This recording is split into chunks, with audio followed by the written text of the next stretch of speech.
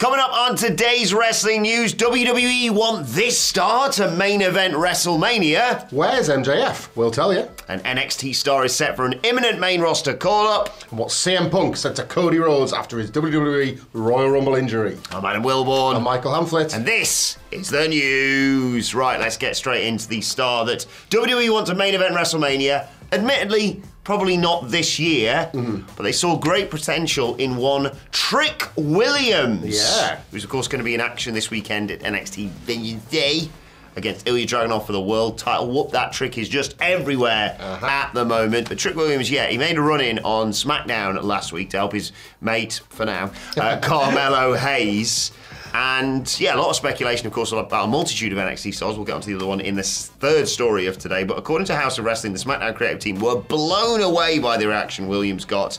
The belief amongst some influential people within the organisation now is that Trick has future WrestleMania main event potential. In addition to this, one top WWE star that the outlet spoke to about Trick Williams had nothing but good things to say about the 29-year-old. Great attitude and a skill set that he's cultivating. Nothing but positives for him in his future.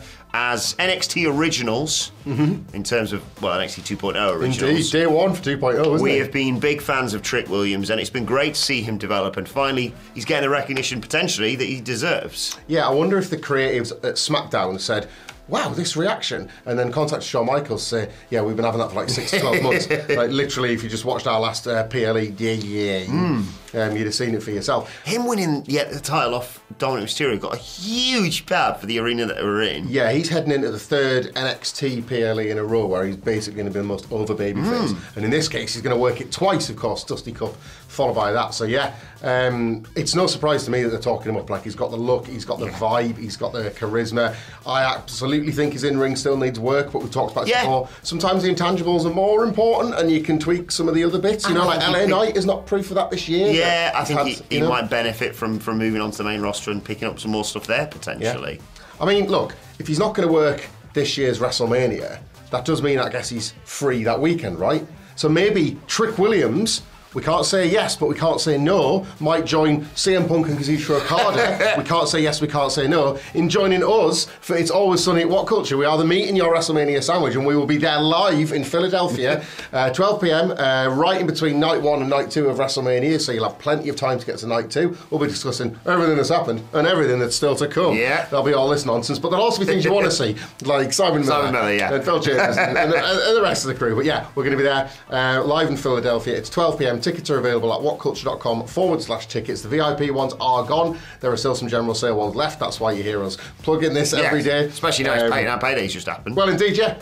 If you've got that disposable income and you fancy seeing CM Punk as Ricardo, just don't pay your energy bill for the month. Just come and see us instead. Yeah. If you want energy, I'll come right here. So. we'll power your house in a way. See, whatculture.com's very own Scott Carlson went to visit Underground Arts in Philadelphia. What a legend. Yeah. What a legend. So yeah. Cheers, Scott. Follow Scott Carlson. He does brilliant work for the website. He does ups and downs of Raw every week, and he did it in the Vince era as well. So, yes, he's been through the hard times. Check him out on Twitter and have a look at some of them pictures because it is looking lovely. He's got the cheesesteak intel as well. Trick Williams, we saw him backstage at Wale Mania, and he's got that aura about him. Really does. I'm excited for him going forward, and we'll talk more about NXT stars moving up to the main roster in a bit. Card subject to change about the life thing. Yes, good point. Yeah, it just does.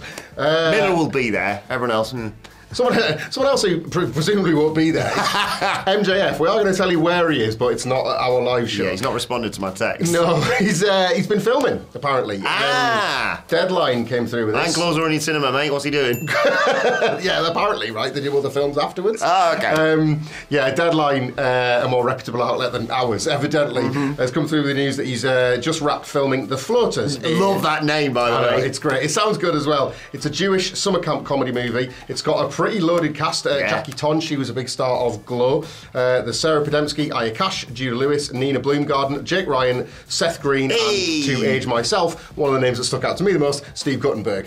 What? Yeah, so it's hell of a cast of The Floaters that MJF is also a part of. And look, you mentioned the Iron Claw. He was obviously in that briefly as Lance Von Erich, but he was also an executive producer.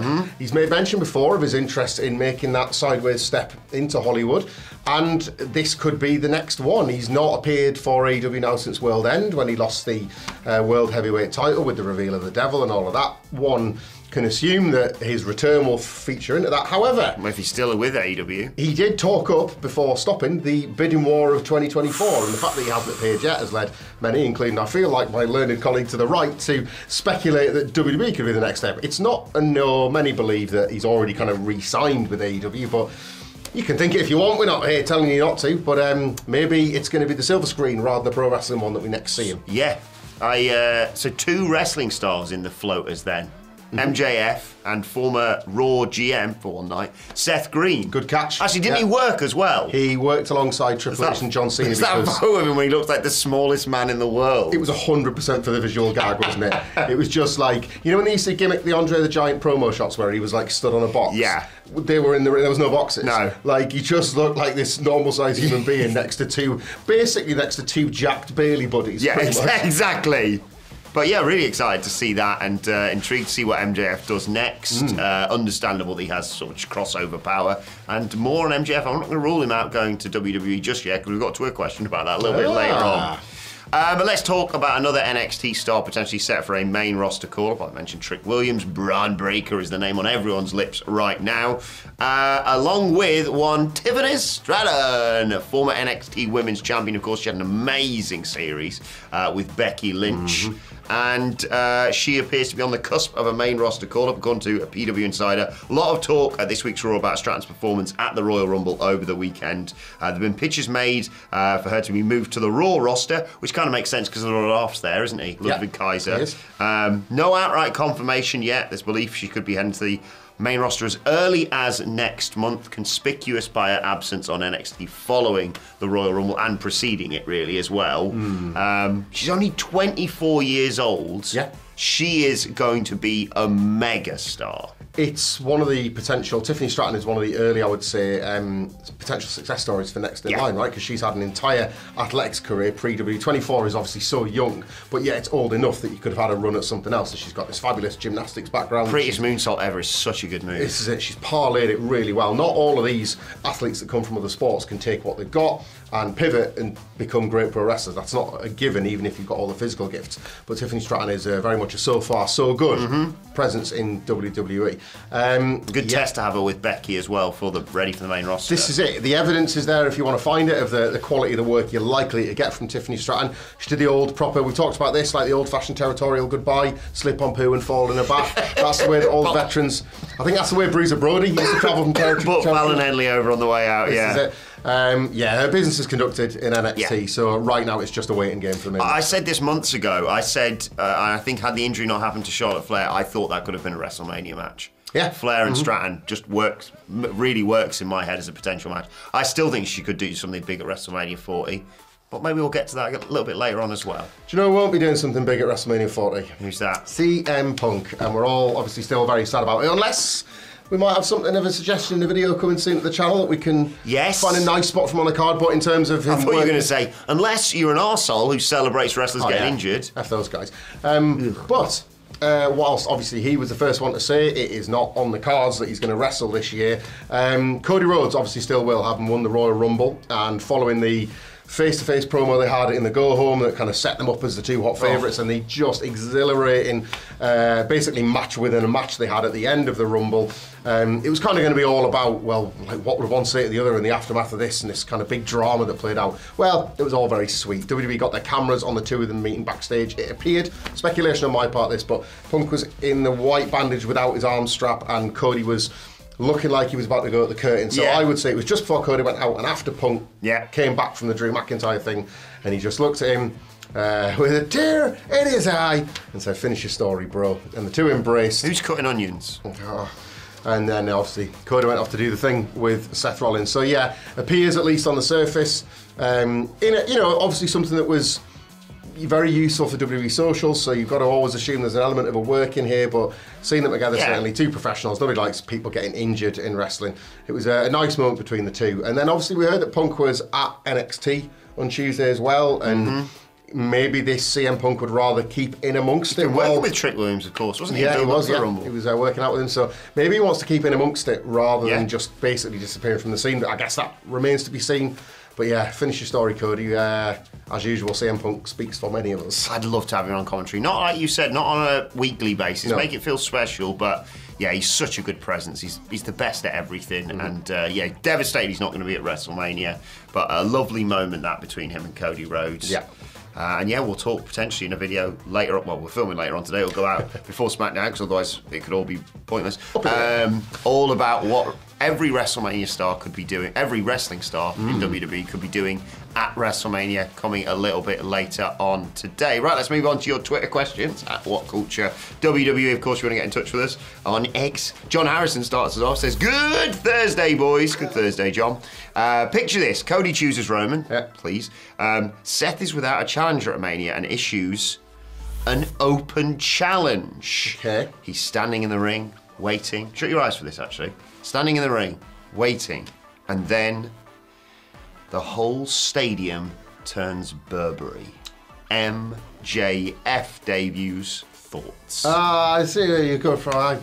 Very smart, John. Well, funny John mentions this. I saw one of those fan-made videos of MJF, like, oh, it's MJF in the Rumble, and it was cut into loads of wrestlers reacting in the middle of the match. It was well made.